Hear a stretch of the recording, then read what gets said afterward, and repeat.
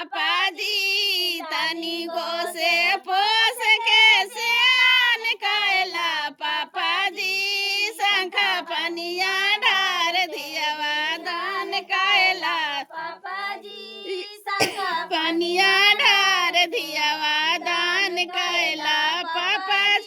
दान कैला पापा जी वीरान कैला पापा जी दान कैला पापा जी वीरान कैला पापा जी शंखा पनिया ढार के वीरान कैला पापा जी शंखा पनिया ढार के वीरान कैला पापा जी। चलो पंडित जी बीज बताऊं और चुमावन कीजिए। चुमावन करें सुपौल डाला ले ले डाला ये पंडित जी हमरा ये जाड़ा लगे लगे बियाह कर हमरा ठंडे इतना लग रहा है जाई हो जब कोहबर में अब कोहबर ले वो पंडित जी जाई कर पंडित जी डाला ले ले डाला ले ले अपना मामी डाली भरल छतिया ले ले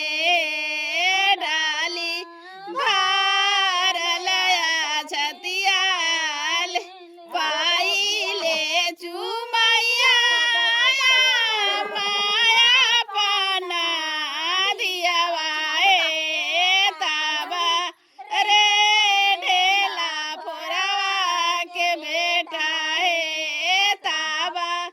रे हर जोतवा के बेटा है बासमती धनवा के चाउर हाई गे माई बासमती धनवा के चाउर हाई गे माई के चुमावे नाम ना देवई गे माई हवे नाम ना देवई गे माई भैया से छुआइल गे माई भैया हाथिन भाभी से छुआइल गे माई आगे माई आलसा के मिया कलसा के पनिया बड़का कनिया ना